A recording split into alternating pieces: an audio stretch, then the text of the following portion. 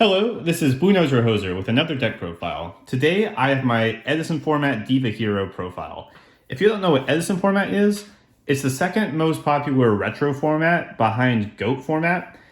It takes place in 2010, and the main difference between the two is, of course, 5 years, but also the release of Synchro Monsters. My list has a little bit of spice added in that I chose to run a little zombie engine as well. The story behind that being that my friend let me borrow his zombie deck for an Edison local, and I loved the deck so much that I wanted to build it myself. And then once I picked up all the cards, I found that I was taking apart a lot of my Diva Hero deck in order to make that deck. So I just tried splashing them together, and I found that it works decently well. So getting into the actual list, starting out with the starter cards, you have 3 Deep Sea Diva with the engine requirement of Gilman. Diva is often called the tour guide of this format, and she just does so much. She's a +1 on normal. She summons this as a free level 5, but she can also summon herself.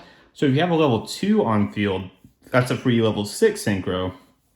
Plus, if you have something like Goblin Zombie, it's just infinite value because the Goblin Zombie will trigger when you synchro with it.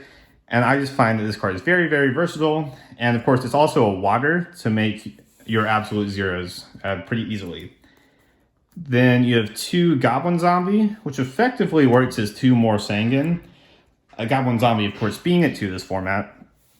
Goblin Zombie just searches for any zombie. The targets in this deck being Zombie Master, Mizuki, and Plague Spreader. And then Sanguine, of course, searching basically everything. Mostly Diva, though.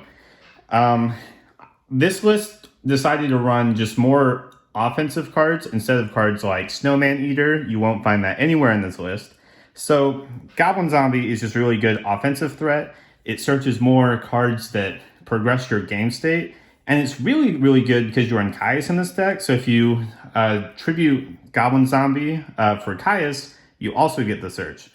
A lot of people will assume that you're running cards like Snowman Eater, so they won't attack your Goblin Zombie, which just makes the card that much better. So, moving on, you have Stratos, Armageddon Knight, and Rhoda for a little warrior toolbox engine. Stratos being a +1, that's 1800, which is very good in general. It's also an elemental hero, which gives you access to absolute zero. And then Armor Knight can send Plague or Mally. And then Rhoda, of course, is also very, very good. Just more good starter cards. Then you have Future Fusion and Allure of Darkness for the last 2. Future Fusion being probably the single best spell card in the entire format. If you don't know, it's pre-errata at this time, so it sends the materials on activation. So you can send stuff like Mally and a water to summon absolute zero in 2 turns, or you can reveal Gaia, which takes an earth, and you can send Mizuki. Then Allure of Darkness is just very good in this deck. You run a lot of darks, especially with the zombies, you just have infinite darks. So, moving on to the extenders, you have the 2 Malicious, 2 Evil Hero, Infernal Prodigy, and Elemental Hero Ocean. All these cards are very good. This is level 6, it's level 2. This matters a lot for a lot of different synchro plays. Mally plus Diva is a level 8, and then Diva plus Prodigy is level 6 if you summon another Diva. And then Ocean is in here mainly because it's a water, and it's searchable off of Stratos. I mentioned that we don't run any Snowman Eaters at all, which takes away from the water count. So by adding the 1 Ocean into our deck, that puts essentially 3 other waters between Stratos, Rhoda, and the Ocean itself. And then Prodigy is also good just because it's a free special summon, so it makes your Caius that much better. Moving on to the rest of the zombies, you have 1 Zombie Master, 1 Mizuki, and 1 Plague Spreader. I mentioned this deck just already runs Plague Spreader, even if you don't run the rest of the zombies. But the other 2 zombies are very, very good. Zombie Master makes it so that you essentially just have like infinite bodies that they have to clear, because you can summon back the Zombie Master, well, with Zombie Master, you can summon that Goblin Zombie, which will then search Mizuki or Plague Spreader, depending on what you need, which both, in turn, special summon things from Grave. Plus, they're both level 4s, which are pretty decent levels for Synchro plays in this deck. Then you have the 3 Miracle Fusion. This card is absurdly strong, this format. Absolute Zero being one of the best offensive tools that any deck can have this format. And it's really easy to set up in this deck, so you just have to max out on it, because it's just at 3 for some reason. Then for the last 2 extenders, you have Brain Control and Foolish Burial. You have a lot of tuners, and you have Caius, so Brain Control is very good in a lot of different ways in this deck. And then Foolish Burial has a lot of different targets between Mali, Plague, and Mizuki. For 2 reactive extenders, we have Gores and Call the Haunted. You could argue that they conflict with each other, but I think they're both just powerful enough in their own right that you have to run them both. Plus, if you do happen to see both, it's not impossible to make them both alive. Plus, you have a lot of discards anyway, but I think they're both just powerful enough that you have to run them. Call the Haunted being one of my favorite cards in the entire format. You can revive things like Stratos and Armor Knight to get their effects again, or you can just revive extenders to just continue pushing. Then you have the 3 Caius. You max out on him in this deck because he's really easy to set up.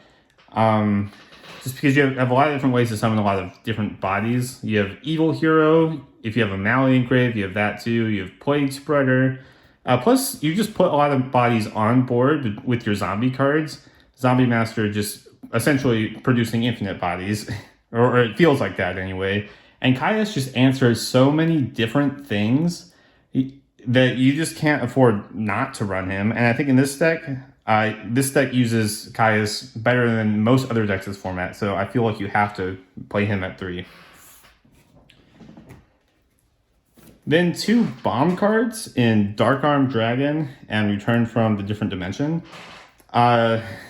If either of these cards resolve, it almost just feels like you win the game on the spot. Dark Armed just trades really well. If they don't have an answer to it, they just don't have a field anymore, and then he's 2,800 and continues to out their field. And then Return is really easy to set up in this deck because you have Plague Mali, which is a free level 8. You also get Mizuki banished, which is just infinite value. And then once you get Miracle Fusion rolling, it's just even more things that you get to revive off of Return. Return is probably the single most powerful card in the deck when it works like intended. But both of these cards are just absurdly powerful. And there was just no way that I couldn't include them in this list. Moving on, you have 2 removal cards in Heavy Storm and Mystical Space Typhoon. I chose to run these over things like Cold Wave or Giant Trunade because they actually clear cards. Those cards are probably worth citing, but these cards I feel like are generically just the best ones. Heavy Storm clearing the most amount of cards, and Mystical Space Typhoon being a quick play is very, very good.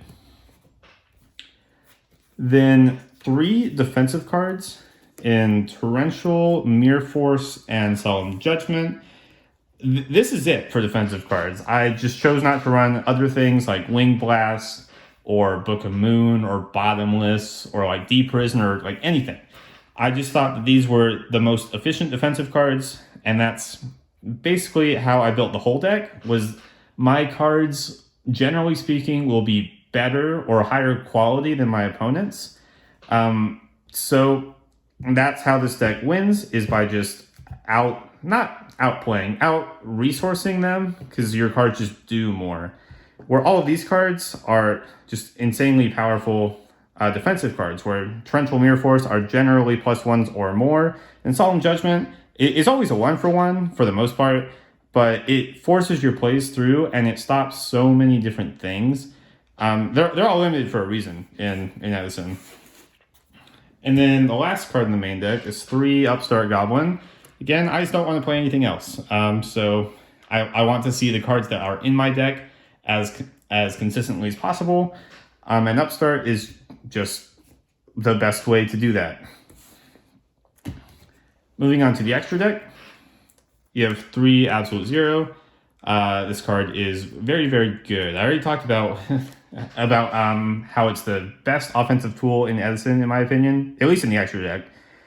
But it also gains 500 attack for every water that you control, which comes up a decent amount in this deck if you have like a Brionac or Diva or Gilman or cards like that, or even Ocean. Ocean is specifically good with this card. If you happen to have Ocean on your field during your standby phase, you can actually return Absolute Zero to your extra deck, and in Edison format, it still triggers to blow up their field. And you can also tribute over this with Caius to banish a back row and then clear their entire front row. So, very powerful card. Raigeki is banned this format, but that card is at 3. Weird. Then Gaia, his effect is alright, but he's mainly in here because he takes an Earth monster, so you can send Mizuki off of Future Fusion. So there you go.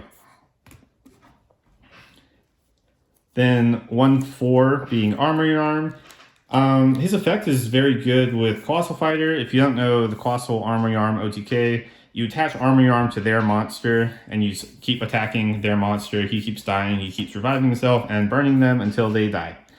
But Armory Arm is also important because it's a level 4, so if you have like Diva Evil Hero, you can go Special Evil Hero, Normal Diva, summon another Diva, and then that's a level 6 synchro. So it comes up for a lot of situations like that as well. Then for your 5s, you have Catastor, Sea Dragon Lord, Gishulinodon, or however you say it, and then Magical Android. They all serve different purposes. Catastor just clearing a lot of different cards.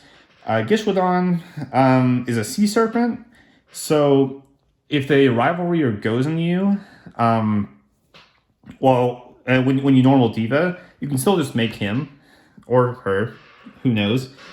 And then he's also a water, so if you summon him with either a Gishulinodon or with a Gilman on field or an Absolute Zero on field, it's just infinite damage. Plus his effect is like not awful. If a level 3 or lower is sent from field to grave, his attack becomes 3000. So if you are also doing like Mali, Plague, like synchro plays, he can just again become just a lot of damage. Magical Android is fine. I don't know how much I actually like this card. It might be replaced with something else in the future. It's 24, not awful, and then gaining life isn't the worst thing ever. But yeah. Then for 6s, you have Goyo Guardian and Brionac, Dragon of the Ice Barrier. These cards are both at 1 for good reason. They are very, very good. This card is pre-errata as well, where it's just not once per turn.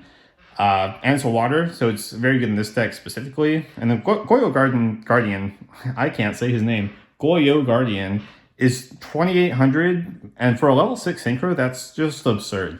And his effect is also just very, very good. Then 1 Black Rose Dragon, a little hard to make in this deck. You have to have like a level 3 on field, plus 1, 2, 3, 4, 5, 6, 7, plus 2 Divas essentially. So if you have like Diva Sangan, you can do that. Or like Brain Control occasionally, or like Spined Gilman's a level 3. But there's no reason not to have a level 7 in this deck. And if you're going to run 1 level 7, I feel like Black Rose is the one to run.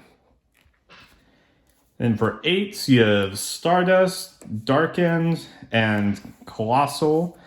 All of these cards are just very good. You could run Thought Ruler as well, but it comes up a lot less frequently than these cards. All of these cards are just very, very powerful. Stardust being exceptionally hard to clear. It's one of the few, it's not an Omni negate, but it is a negate. And then Dark End Dragon is actually just insane removal. And it's insane that like that card exists and this deck can like use it. If your deck can run Dark End, you definitely have to. And Colossal, I already mentioned, is good with the Armory Arm OTK. It's also just good in general. It's very big, and for some decks, it's really hard to clear. Then the last card in the extra deck is Mistworm.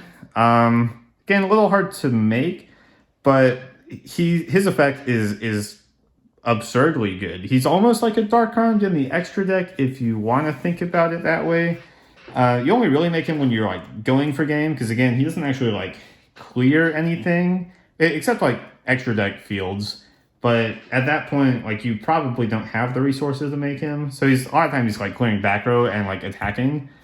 But this deck has the capacity to make him, so I think that you should probably run him if your deck is capable of doing so. But yeah, that's the list. If you have any questions about it, please put it in the comments below. And otherwise, I hope you enjoyed, and I'll see you next time.